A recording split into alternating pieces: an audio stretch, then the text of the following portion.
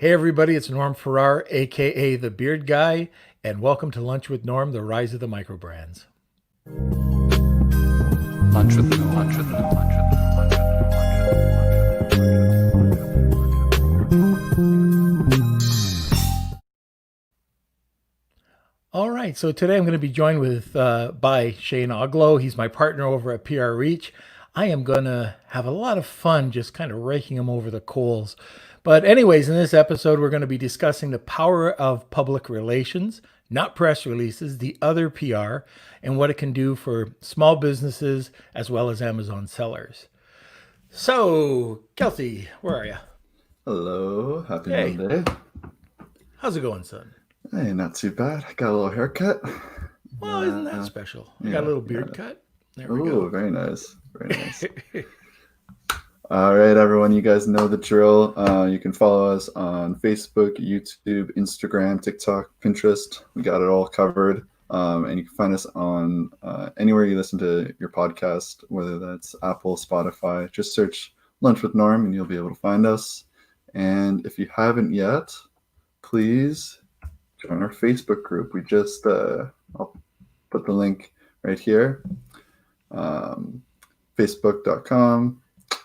It's Facebook.com/group/3157356, whatever that is. Yeah, that's right. So you can search up Lunch with Norm, Amazon FBA, and eCommerce Collective, and you'll be able to find us.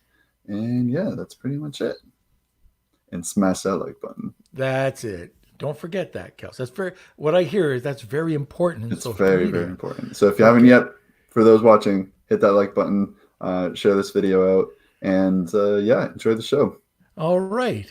So before we get started, just like Kelsey said, if you have any comments or questions, throw them in the comment area and we will get to them during the show or after the show. Matter of fact, Shane is going to have to kick around after the show for at least an hour for private consultation on public relations. He doesn't know he has to do that yet, but anyways, we're going to make him stick to that. Okay.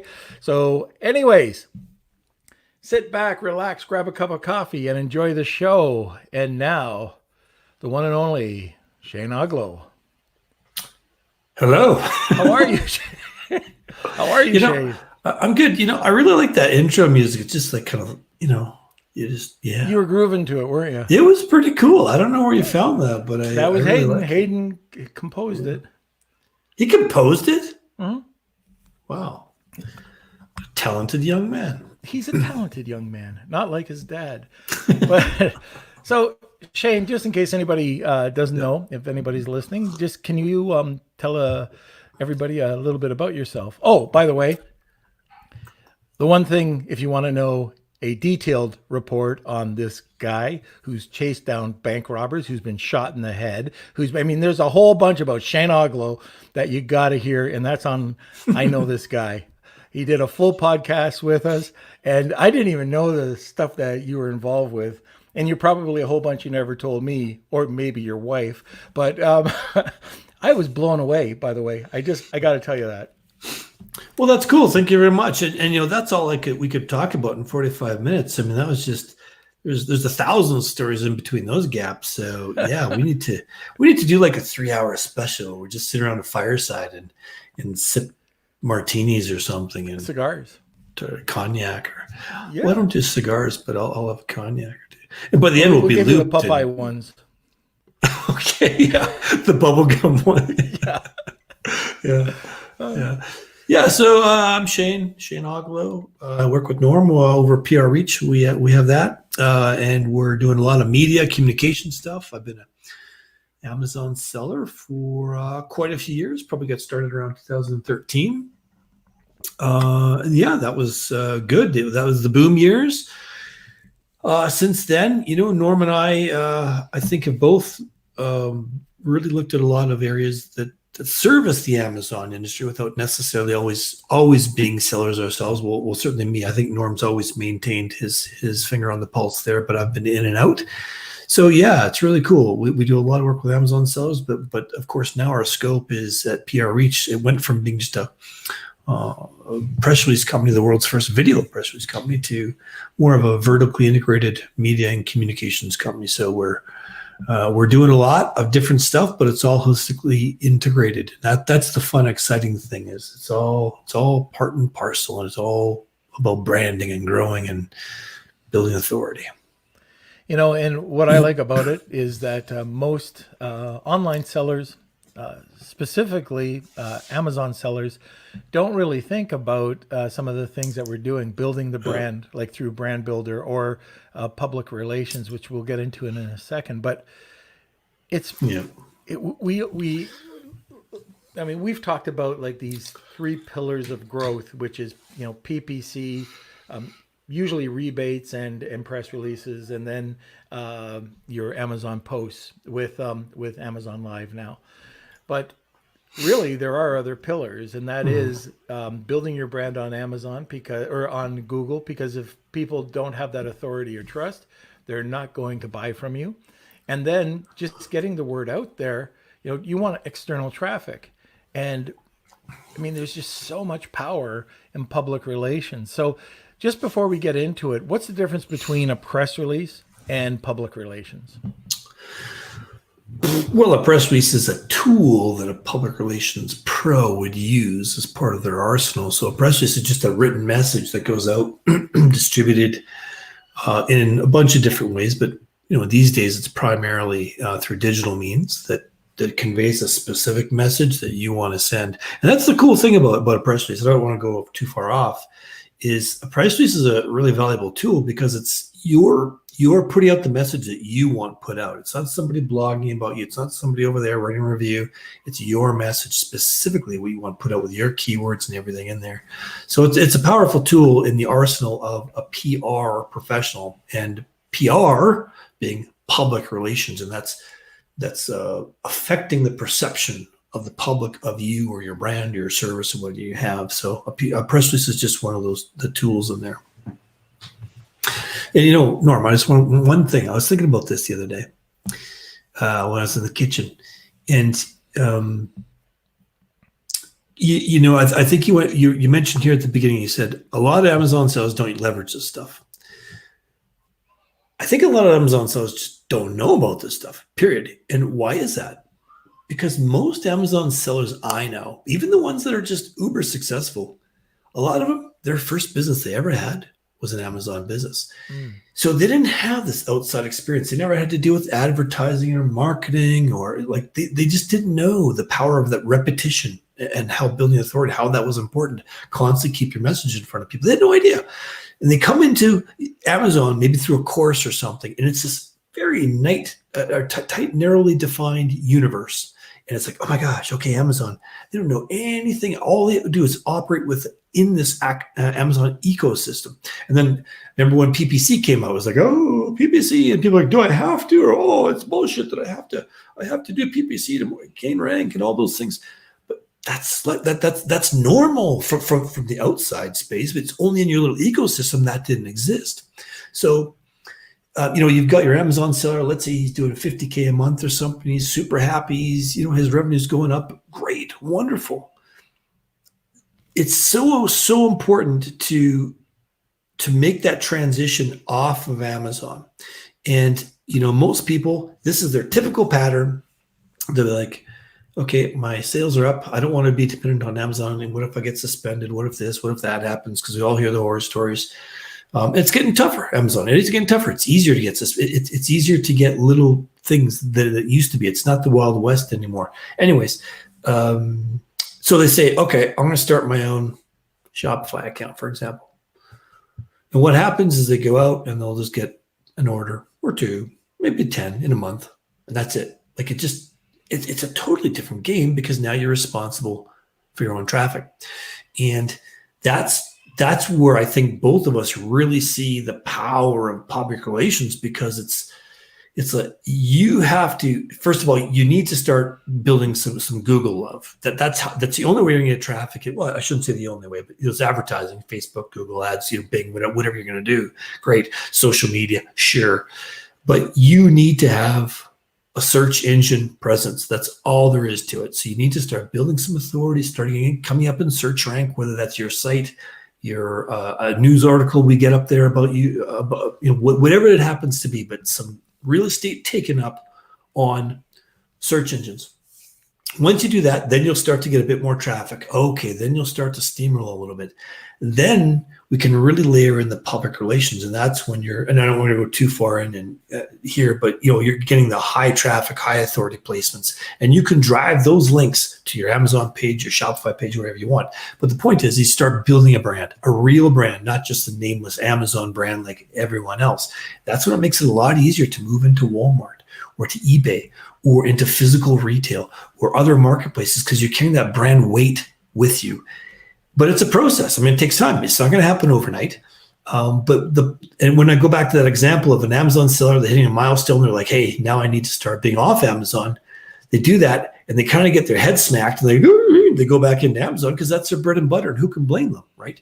So that's, I think, really the when it comes to the Amazon side and sellers, I think that's really our focus, is to help those small and medium-sized businesses, especially. Absolutely large companies can do it too, to start establishing that presence off of Amazon, to try and get some of that authority going. And I think we could probably come up with 100 reasons why you need brand authority, like charge higher prices, higher conversion rates. You become a bit more recession proof. Like there's your multiples go up when you go to sell. You start building a list. Like all these things start to happen that we're always told about. But how do you make it happen? How do you build that authority? How do you drive traffic? Well, this is how. And it's so much more economical than advertising, because, you do advertising, that's great. And it should be a component of what you're doing, but you turn the ads off and that's it. PR sticks around forever. It's there forever, those links. So you can continue to use those and leverage them in social media and all kinds of stuff. And this went from one little tiny explanation to me going off on 10 minutes on a tangent. So that's typical, though. I have to, yeah. You should have a mute button. Well, just we will. Yeah. I wish. I do. No, Kelsey's got the power. So, but anyways, one of the things that that blew me away when we were looking at bringing on press or public relations was when Michelle, who is our senior public relations person, we said, what kind of return can we expect? So Shane, why don't you talk about that a little bit? This is crazy. Yeah, the return is nuts. It can be 50 to 100 times ROI over the course of time. And I think that's the typical range. And also the retention rate, Norm. Like I said, Michelle, before she joined our team, she had an agency for like 17, 18 years. And the average length that she retained a client was 7 to 9 years, because it's just so effective. And I think the big thing for most people is getting over that initial hump, because the first 1, 2, 3 months, you need to get that flywheel going, right? You're building media lists, you're understanding the product or the service, you're perfecting the pitch, you're starting to get things going. And then if you want to get into print media, for example, they run on, maybe as short as a 3, probably more typically close to a 6-month timeline. So, if you want to get into Cosmo magazine, well, they're already planned out 6 months ahead or 4.5 months ahead or whatever that case may be. Now, little opportunities might come up in the meantime for placements that are, something fell out or, they need to make adjustments. But for the most part, gets that flywheel going, that first few months to really start cooking with gas. And as you get deeper and deeper, the opportunities just roll and roll and roll. That's a really cool thing about it.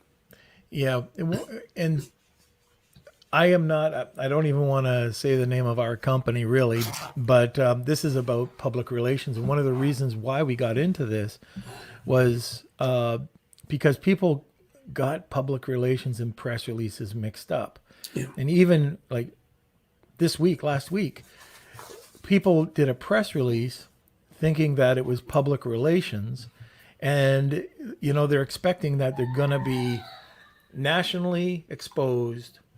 Every keyword's going to be covered. They're going to drive tons of traffic, and it's just not the case. Especially with press releases. If you're publishing one press release, you've published one press release. Big deal. You've got to do that continuously.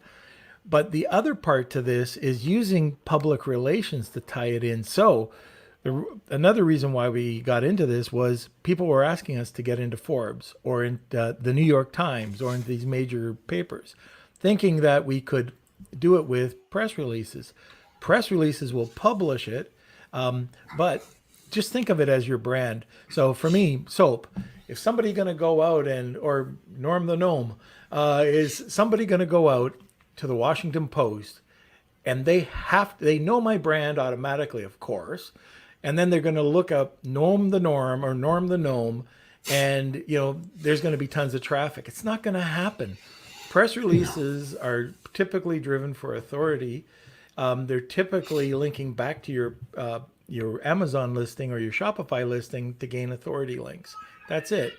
But to get that extra exposure and to have that ongoing exposure and to have that link, that's incredible. Like I know Michelle's contacted us just a few weeks ago about gift guides.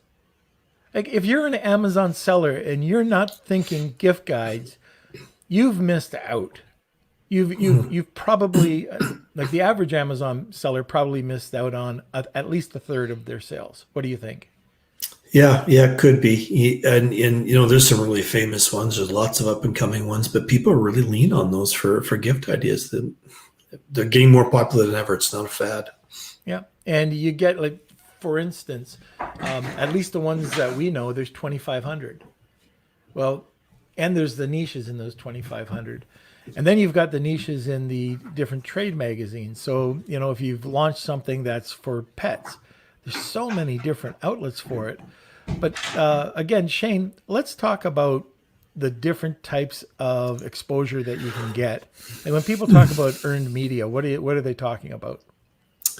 Yeah, earned media is where you're getting media placements, like you say, Forbes or websites, TechCrunch or even with influencers, bloggers, gift guides. It can be anything like that. And some people like you can go to some PR companies, and you can go out there and pay for these things. We don't operate on that model. We operate on where we're not paying for the placements. It's all relationship based. But that's what earned media is, getting those media placements all over the place all the time. And that's what we're doing, is we're keeping you not only at the top of the news cycle, if you're looking at news, but on top of the media cycle as well. So you're always in the media.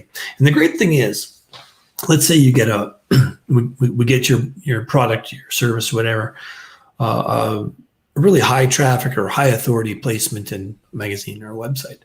Well, again, like as I mentioned before, that never goes away. That link stays there forever. So you can do press releases about that placement. You can put it in your social media. You can use it in your newsletter. You can use it in your advertising.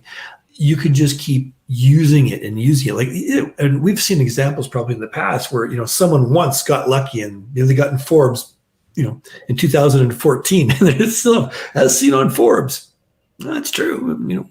You can't say that. So I think that's a vital component of earned media is it's powerful, it's high traffic, it's high authority, and it never goes away. And you can just squeeze every drop of juice out of it for forever. And what we're doing is month after month after month. So your competitors are looking around going, what the hell? How are they constantly in gift guides? How are they getting placed over here? How are they getting an interview at this place? What the heck's going on? Well, they got a PR pro in their corner. That's all there is to it. It's a traffic blitz. Yeah, and I was going to talk about, it's very interesting. I learned so much about public relations. I thought I knew a lot. I knew nothing. But it comes down to the experience of the person on hand and their niches. And if you're going and you're working with a company that's just sort of a one-person operation, you're going to lose. Because, like, again, going and talking with Michelle, she's an expert. I mean, you sit down with her and you say, oh, hey, Michelle, I want to get into Entrepreneur Magazine. Oh, hey, can we get into Fast Company this month? Yeah, I just have to call so-and-so. And she's on the phone and, okay, we got you an interview. Like, even with this podcast, some of the ways that she's been able to market it. She is an expert in certain niches. However, if you're in the pet niche, she's not handling it. She's handing it over to somebody else. And one other thing I want to talk about is, one of my pet peeves is when I see somebody that uses a press release and says that they've been seen on ABC, NBC, Fox, blah, blah, blah, blah. I don't think that's a true, I don't put that on mine. Yeah, you're there. You're online. You're not seen. If you're on the Wendy Williams show, if you're on Rachel Ray, if you're on the circuit for public relations, now I can put that on my listing, and I have no problems with that. And by the way,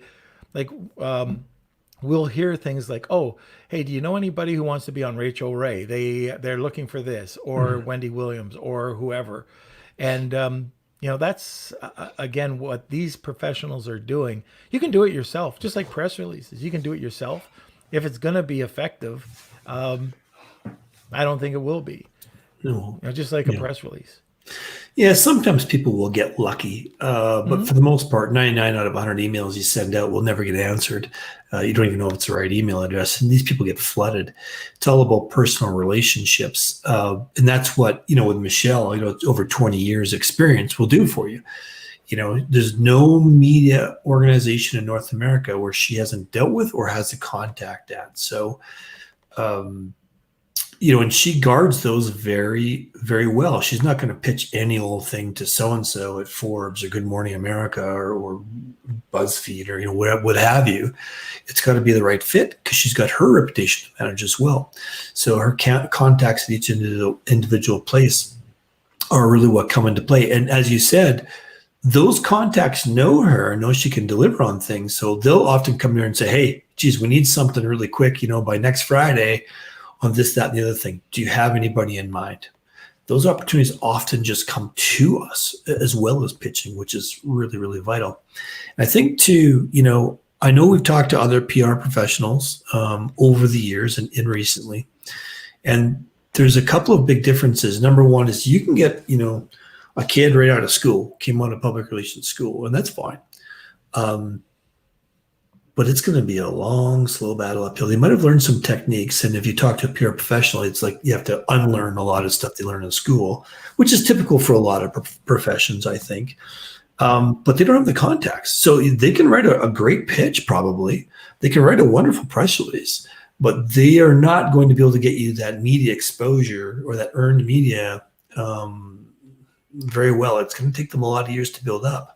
Or what will happen is, you might see a PR pro who really only deals in the medical industry. Yeah. So if you've got, iPhone accessories or something, good luck. I mean, it's just not going to happen. The other difference is that most big PR firms that have the contacts like we have ask for a long contract. It's typically a year. Sometimes you might get lucky and do less if you're ponying up some heavy cash, and it's usually a big commitment. It's usually a 50,000 plus retainer just to get started. So, and that's kind of the model that we set out to bust. Having the contacts of the big agency without the big upfront fee, so that small and medium-sized businesses can actually leverage this stuff, and not having such heavy upfront contracts. Now, there still has to be a contract because we need to get that flywheel going. You can't do it for a month and expect great results. It takes 1, 2, 3 months to really start picking up speed. But the one thing it does do for those small, medium-sized brands is it levels the playing field, because you are now able to get into publications that you only thought the big brands could before. We can absolutely do that. Some of them will take more time than others, sure, but it levels the playing field and it gives you an unfair advantage. And nobody is doing, I shouldn't say nobody, very, very few people in the Amazon space even know about this, let alone do it. I'd say 1%. Yeah. Yeah. I mean, most people don't even know what earned media is, Yeah. All they know is advertising and, social media, maybe, that's it. So I saw a comment that came out from Bronwyn about, what did it say there? PR is key to your brand building. Okay, guys, I'm not blind, but on this screen, it's a little bit blind. It's about 1 millimeter, so everything kind of looks like it's pushed together. But maybe I am blind. Anyways, hey, look, if there's people out there with questions about PR, just general questions about public relations, about building your brand, about press releases, and how you can use them together, please pop them up there. Shane's here to help, explain everything over the next, 15, 20 minutes. But, please feel free to ask questions. So let's talk about big brand. Okay, big brands are driven by PR. What's stopping smaller brands from doing it? Well, just traditionally, I think the cost and the knowledge that it's even available. Most people think, "Oh my gosh, how could I possibly get into Inc. magazine or Martha Stewart or Shape or Fitness magazine?" Who knows, right? Depending on your niche, you would think those placements would cost tens of thousands of dollars, and they do if you're advertising. But we're not going after those advertising spots. We're going after the freebie stuff that is there because they need content, they need good content, and they need good products, services, and they reach out to their PR pros they deal with and have contacts with to pull those in. So I don't think that there's any, and I might have mentioned this before, but I don't think there's any major North American publication or website or anything well known that Michelle has not gotten someone into. And that includes radio, television, live events. She's done things, she's gotten NFL celebrities to promote at trade shows and sign autographs, like collaborations. If you sell a baby product, I know that she's got I think it's like it's not a hospital. It's some type. I think it's some type of a care facility somewhere in California that she does a lot of work with, and they can collaborate and they can cross promote each other. Interviews. There's a lot of the PR spectrum is really, really wide. It's not just websites, bloggers, magazines. There's a whole bunch of in between stuff in the cracks. It's all really powerful stuff. So let's go the other way. Somebody feels confident doing it themselves. They want to do it themselves. Mm-hmm. There's a couple of places that they can start, like Harrow, for example, help a reporter out. You can get into their database. You can go to Cision, and you can. I think it's around $1,000 a month, 500 to 1,000. You can get into that database, or you can go out and find influencers on the internet, or you can go to people like Thomason or Intellifluence or BuzzSumo, and you can track people down. Are there any other places where that I'm missing that you can go to find influencers, bloggers, reporters that might be able to pick up and help you out if you want to do this on your own? I don't think so. I mean, some people scour social media or they'll hire a VA to target different outlets and then, hire them to try and find any email addresses on there, add them to a database and do a mass mailing. Again, even if you're using Cision or you have some type of a database, are the reporters going to answer you? Are you pitching it properly? They get flooded with stuff. They'll answer stuff from our people because they know her. But you can absolutely do it yourself, and sometimes we'll get one. But I'd say for every 100 emails you send out, you'd be lucky to get one reply. That'd be pretty normal. And it's a frustrating, time-consuming experience. Again, hire a VA, and just have them scour things, pay for subscriptions, do whatever you need to do. And just I think if I had any advice to someone doing that is to really spend time on you have to have your SHIT together, in terms of your brand and your message. You can't just be like, "Hey, I sell widgets. How about you feature me?" Forget it. Nobody's going to do that, right? So you've got to have that kind of brand story presence coming at them, so that you're pitching a story. You're not just pitching a product; you're pitching a story. Because the reporter doesn't want to look dumb. They want to look like they're putting something of value out there. That's their job. So yeah, that's what I would do. And Harrow's another one. Like, as part of our packages too, we monitor Harrow as well. What does Harrow do? Well, help a reporter out. I think it's 3 times a day, 5 days a week. They send out.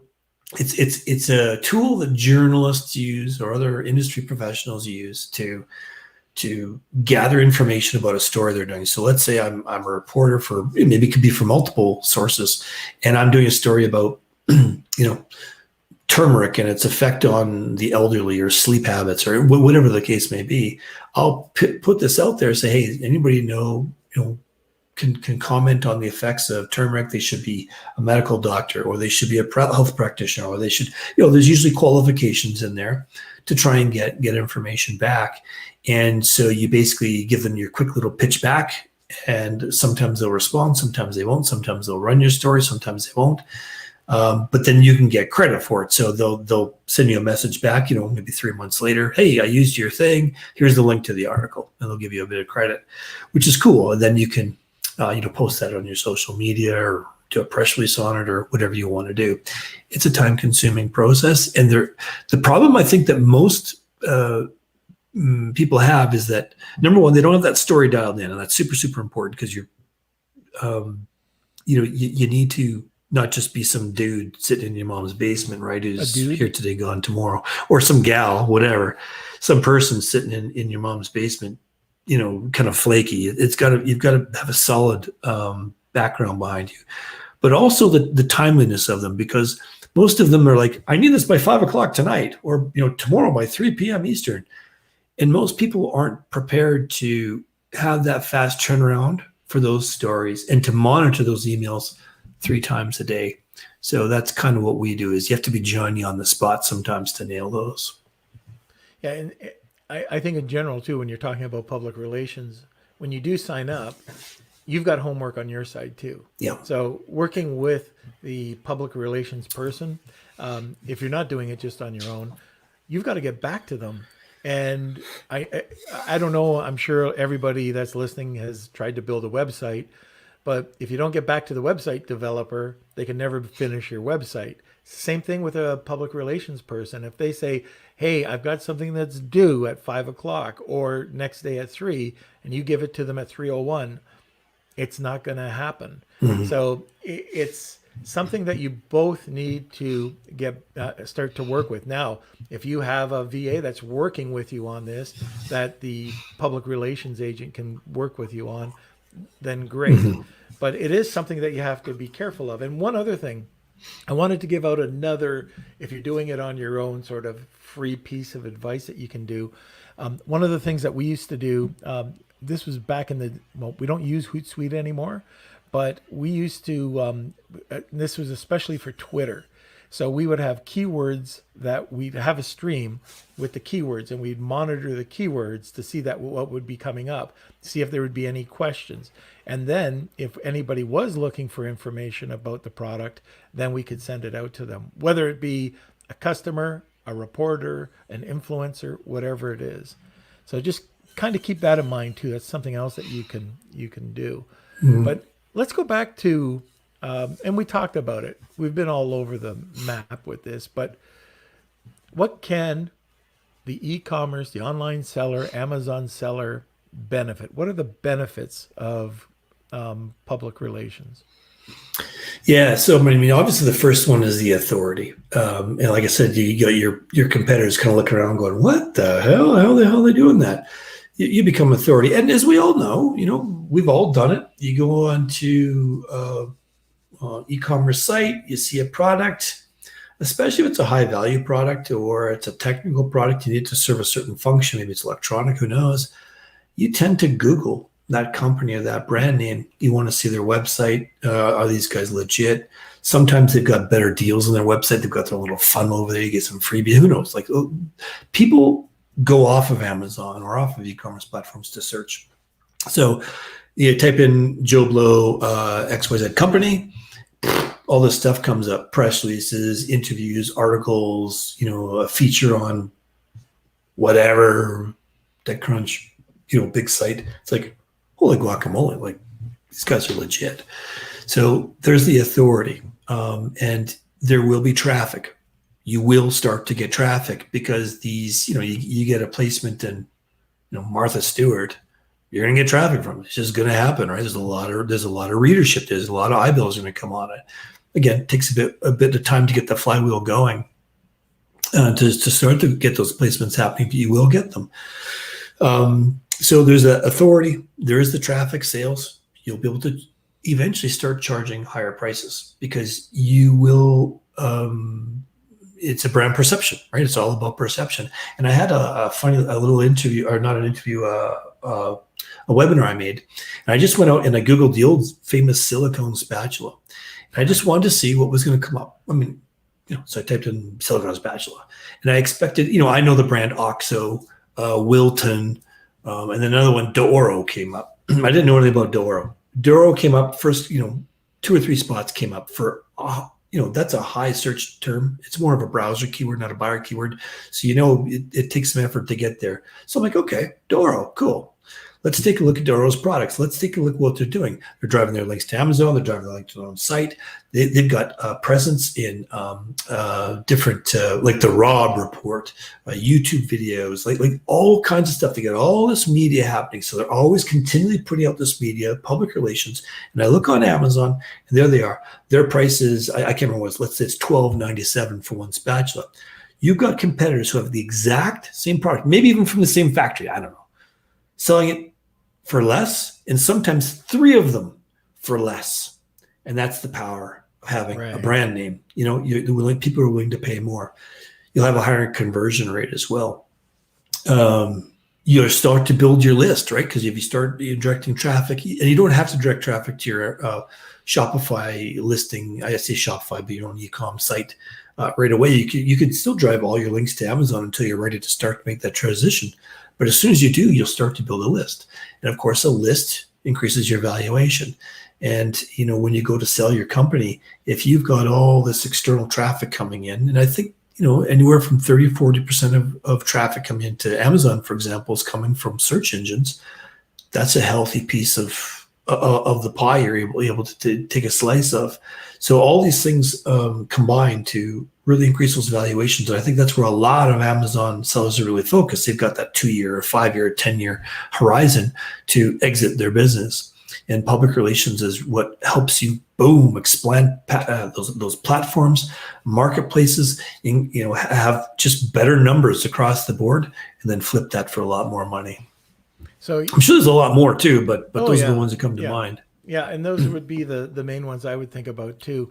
But just going back to what you're talking about with authority, and if you do not have that, if you're a micro brand selling on Amazon and you're not a household name, people are going to, like you said, search you out.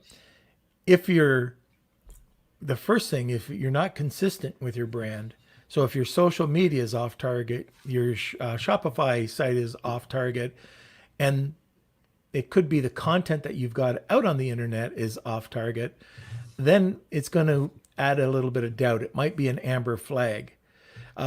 If you've got it all bang on, then you've got a sale. You'll convert authority to trust, and then you've got it.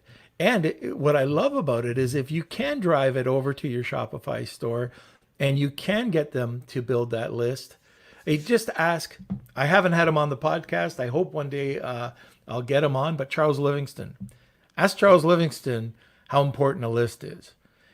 This guy has made gazillions off of repurposing that bloody list that he builds. And, and that's another thing that I think a lot of people don't think of is building that list. Amazon's going to take care of it. Well, you can build your own list, and that list is it's priceless at the end of the day. But I know, Kelsey, I think there was a question or two. I can't read them. From Bronwyn. What is the average cost for a PR product launch campaign, and is what time frame for traction on sales? Yeah. First, one of the things, Bronwyn, is that with public relations, it's an overall maintenance program, basically. So it's not like a rebate program, or it can be built into an influencer or brand ambassador program, but it's really an ongoing program that you would have. There's all sorts of packages. Like Shane was saying earlier on, most of the press release public relations companies are probably charging anywhere from $5,000 to $10,000 a month, I would think. We've got a a program that we've developed for smaller businesses, targeting the Amazon seller and the online seller, and that could range anywhere from a few grand up to, I think on average it's about $4,000, Shane, something like Yeah, that. $4,000 a month is that package, and that's actually our shortest term contract. And for us, we're sticking our necks out a little bit. And the only reason we can stick our necks out on that one is unlike most PR firms, we guarantee you placements every single month. We're not going to guarantee getting to Martha Stewart next month because that would take some time, but we will get you placements because we have such an extensive network of people we know. But most PR firms, if you're just an Amazon seller and you sell, silicone spatulas and kitchen gear, okay, great. We help develop your brand, your story, your corporate profile, CEO bio, those types of things. It's all about the pitch, right? So we're not just going to say, yeah, here's another black silicone spatula. Here's why you want to promote this particular one. But with the product launch package, most PR firms don't have these types of things. Normally I have a strong Amazon background. That's why I wanted to offer this, is we're not going as heavily after those big media outlets. Maybe you do want to be in Forbes. Maybe you deserve to be in Forbes. Maybe you've got a rags to riches story. I don't know. Who cares? Great. We'll focus on that. That's long term.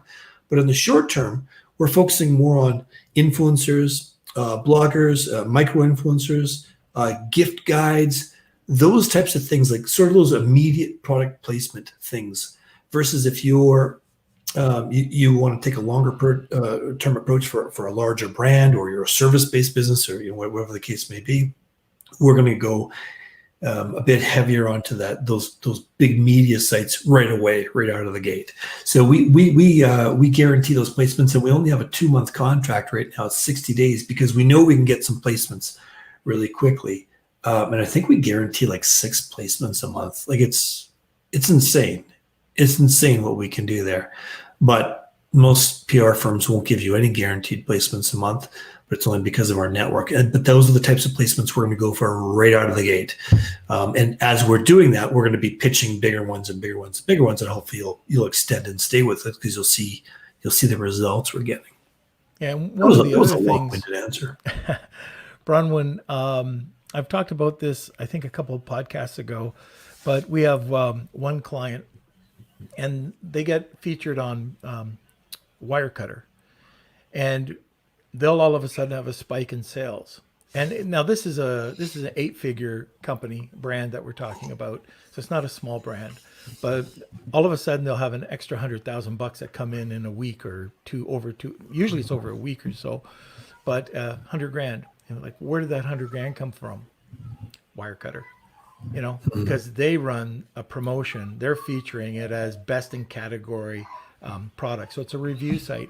That's the other thing that that helps with public relations too, like sites like that. Now, I did see something from Dr. Cause that I want to talk about. Yeah.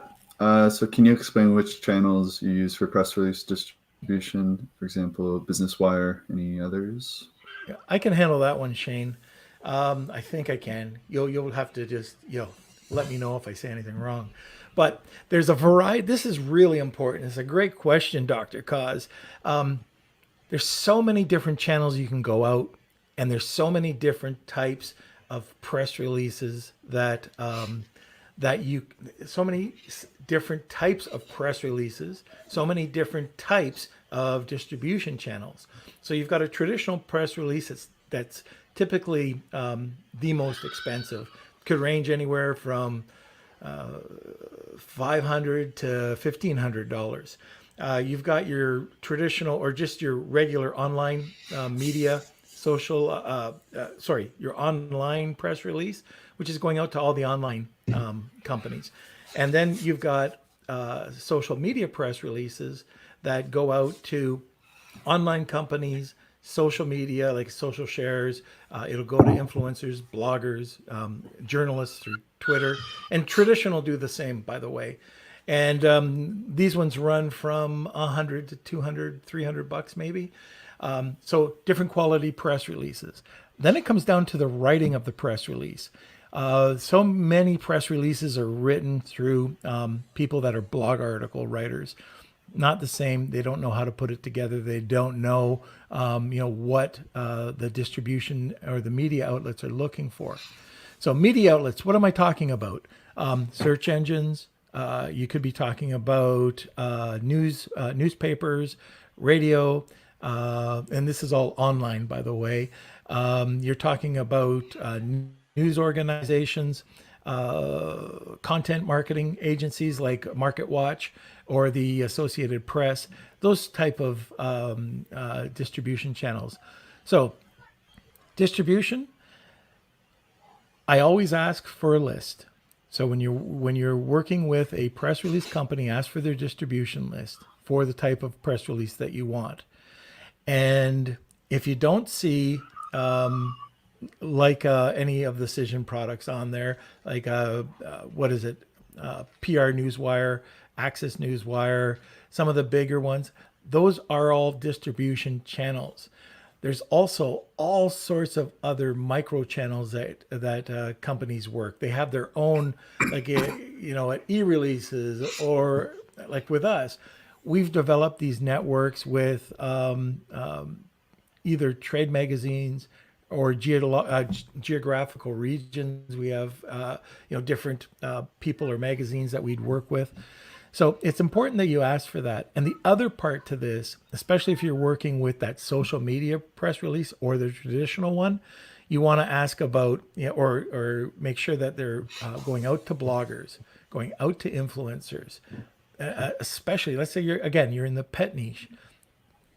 Okay, are they going to be able to do anything for you? Now, one thing not to expect is that you're going to get a ton of exposure.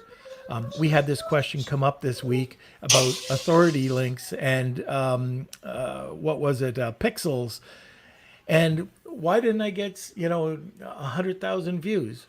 Well, first of all, you put the pixel on to like our press release, which is hosted on our site. You're not allowed to put a pixel on the 400 that just went out, so that you can't track it. It's impossible to track. Also, you're not getting a ton of traffic. You're getting the links. That's what you're doing if you're working with an Amazon, like for your Amazon listings, let's say, or to get ranked. And you want to do it multiple times. So if you're doing an Amazon listing or a rank campaign, you want to have that tied in with 3, 4, 8 different press releases over a short period of time. If you want it to rank, if you want it just to rank on Google and become more of an authority site, Shane, what do you think? Like even once a month is good, if at minimum, right? Yeah, it's just about consistent, just like advertising, just consistently do, keep it up there. And it will start to have long-term effects. You gotta be looking in the future, 6 months, a year down the road before you start to see search engine rankings really being affected by it for certain keywords. But yeah, you'll constantly keep that authority out there, and that's a nice thing to do for people on a real tight budget. Drip one in every month or two. Where we've got our new site will be up here very, very shortly, within a day or two, and we've got a new little value bundle where you can do 5 PRs a month for a really, really low price, especially if you want to make the effort to write it yourself. You can save some money too, and that's an excellent way to just build that authority, and it will start to build your search engine rankings. And just going back to something you said there, Norm, press releases, it's really, really important that they're formatted properly. A lot of times you'll get a really, really good writer, like they're a fantastic writer, but they wrote it like ad copy, or they wrote it like a blog. And that's not the best thing to do for a press release, because you'll get limited distribution or maybe an outright rejection if it's too salesy. We just want to feed this machine what they want. And Google treats a news item differently than other pieces of information. And in fact, they view it more favorably, according to the last Google update.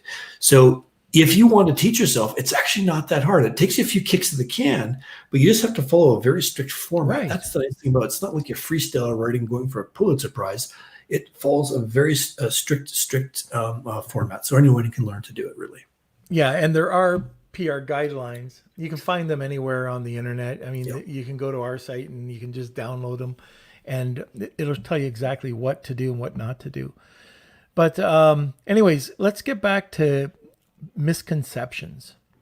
Oh, you know what? No, I want to talk about George at Clear Ads and Okay. what public relations brand building can do.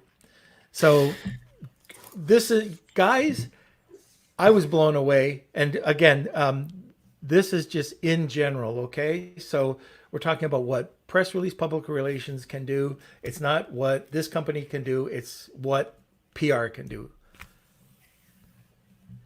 Yeah, I mean, George is for anyone that knows him, he's a hell of a nice guy.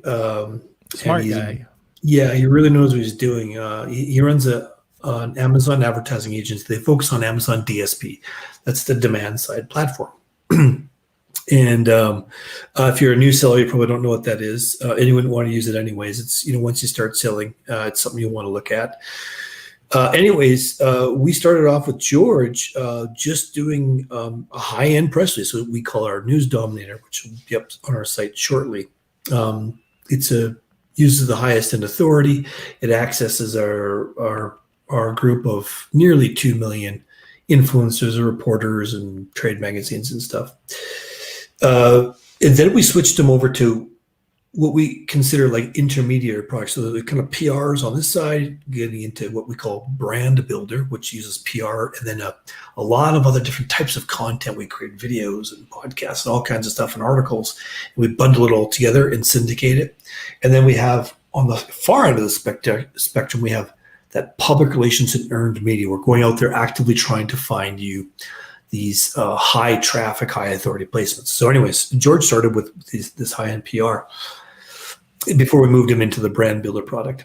But after a single month, he sent me these panicky emails. He's like, holy crap, I can't believe it. And he had these big red circles. He already has an SEO guy. He's got a service-based business, and they couldn't believe the jumps they'd made and their Google rankings. And I was like, oh man, that's awesome. I'm just so happy for you. Great, great, great. And he was just over the moon. The problem is it did a little bit too good. And we started to outrank Amazon for some of their own terms. Advertising on Amazon and Amazon DSP, I think, were the two terms. And it got noticed by Amazon. Unfortunately for George, the article he submitted for us that we published, I guess technically he was in violations of terms of service. So Amazon put him up and said, hey, George, we see you're doing great. We got a problem though. He's like, oh, what? You're in violation of TOS. He's like, oh, I had no idea. So he calls me up and he's like, Shane, I had no idea I was doing this. Can we pull these down? I'm like, yeah, we could do it. It's going to take us weeks. So he's in a big panic. He was worried. They called him back. This time it was the head of the R&D. I think it was the head of R&D for Amazon DSP. Called him back and said, hey, George, about those articles. Yeah. It's just like one or two left. We're getting them all down. He goes, if you were a partner. So if you want to be a partner, just click the link below. It was like, oh, like the heavens opened up, right? And the sun came down and shined on him. He said, further to that, we'd like to talk about working together to develop our products together as we deliver these products, because the information that he put out was high value information. He's got a really good writer. So it's very technical too, DSP. You can't just go and hire someone from Fiverr to write a DSP article for you, right? So it was very interesting. It opened up this huge opportunity just with Amazon itself from this exposure. He goes, another thing I noticed, Shane, was that conversations I've had with people, 3 months, 6 months, maybe even a year ago, we had great conversations, but just no business really came of it. All started creeping back into the woodwork because they'd seen that exposure that he had, and it just validated. It's like, oh yeah, George, oh geez, he doesn't know what he's talking about. He's featured here, he's featured there. So that was a wonderful story. And again, he couldn't be a nicer guy. So I was super happy we got him those results. Now, I think, managing expectations here, if you sell a silicone spatula, are we going to put you at the top of page one for silicone spatula or iPhone case in 1 month? Probably not. That's a very competitive term. we go after competitive terms all the time, but more often than not, what's happening is we're taking you from not being anywhere on Amazon, nowhere to be seen, or sorry, on Google, to page 3 or page 2, sometimes onto page 1 somewhere. Great, wonderful. But we can target quite a few terms when we're doing like the brand builder product, for example, because we have numerous products in there. So we can do 10, 12, 20 keywords wide and just see what we can get going. So it's I like to call it an SEO shortcut, because if you went to an SEO agency and said, hey, I want to rank, my Amazon listing or my Shopify page, the top of page 1 for silicone spatula, good luck. That's going to take a year, maybe less, maybe more. A ton of money. A ton of money, and you might not ever get there because we know it's hard to dislodge some of those people at the top. This is a shortcut. We're getting people there sort of in 72 hours. It's not your website. It's not your direct Amazon URL. Sometimes we can get those for some terms, and that's our goal, is to get those there. But we're getting the Yahoo article, or it'll be picked up by a partner like Martech. They'll repost, and that will be showing up top of page 1. Not always, but quite often, and certainly very well if you look on Google News. Sometimes we'll get images up. So it's basically just getting your exposure, and it's month after month after month, just like any other SEO or advertising product. You just got to keep at it, and slowly you'll start to get those direct links to your site or to Amazon to appear as well. Yeah, and there's while that's happening, you could always go and start building out your own influencer network too. Mm-hmm. Just for social proof and all lifestyle images and stuff like that. But you know what, just going back, and we're wrapping it up fairly soon here, but George would not have got Amazon's attention if he didn't have the authority. Yeah. And it just goes back to what I said at the very beginning: no authority, no trust. And that was an incredible, I still just shaking my head, from what we were actually took Amazon down 2 pegs. He was, his Clear Ads was number 1 and number 2 on certain terms, and Amazon went down to number 3. So that ticked them off. All right. So let me see here. What have I not talked about? What else can we talk about? Is there anything that you can leave everybody with? Yeah, I think, everybody's on their own different journey. We all have our own budgets, our own ideas, our own experience. You might be doing your first $1,000 a month on Amazon. You might be $100,000. You might be $1 million a month. Who knows? What we've done is, we don't want to be a one-trick pony. And as I said at the beginning, everything's holistically interrelated. So whether you're doing building out nano influencer networks, whether you're just doing a press release or 2 a month, whether you're getting content done, all these things can tie together. And that's what I think, that big picture that most people miss. You want to get that web of links going as much as you can over time, and you can't do everything out of the gate, especially if you're new. I wouldn't go for everything. No, crazy times, right? If you're just getting started, got a little bit of a budget, get the press releases going. Start doing that. Great, wonderful. If you can move up to the brand builder to start to get that search engine authority happening and a bit of traffic starting to flow and build more authority, that's the next step. And then that final step is public relations. Those can be done at the same time. Some people are, hey, you know what? I'm doing an average of $150K a month. I'm ready to do both. Great, wonderful. But you don't have to. You can. This is typically what I'm helping people with when I'm talking to them, is dialing in on their goals, their budgets, where they are, where they want to be, and figuring out the right approach for them, and then say, okay, let's do this for 6 months and see where we get, and then we'll move into something else. So there's something for everyone in there. You don't have to feel excluded because you're not a big brand yet. You can start to do things to build authority, but on the other end of the spectrum is you got people who do really good cash on or really great revenue on Amazon, and they still don't know about this stuff. It's like, right. It's like, you mean to tell me you're doing $5 million a year and you had no idea that you can get placements in high-end magazines? Like, dude, where have you been? And they just don't know. And again, it comes back to a lot of people who started this Amazon business, whether it's 3, 4, 5, 6, 7 years ago. It was their first business. and they just didn't have that experience on that advertising and billboards and like all the things that's possible to do or you had to do in the past. It's all there. Yeah. And who would have thought 5 years ago or 10 years ago that you could be a real business? Yeah. Like you're a micro brand, but you could do 8 figures. But anyways, look, thank you for being on the podcast. I have a lot of fun when you're on here. I get to pull your chain. But anyways, look, completely transparent. I think everybody knows that I am involved with the press release company. What I'd like to offer, and this is, check it out. But I didn't even talk to you about this, Shane. But if there's somebody that's live right now that wants to get a full press release done, like send us over your information. We'll publish it and we'll give you the results. All we want you to do is just come back later on, let us know how your results were. But if you want it for free, just type it in the live chat now, and we'll get the first person that types it in a free press release if they want it. If there's nobody that's interested in it, I'll do it myself then. So there you go, Shane. I didn't talk to you about that beforehand. Anyways, Shane, thank you so much for being on the show. Oh, Michelle. Okay. Michelle gets it. So Michelle, do me a favor.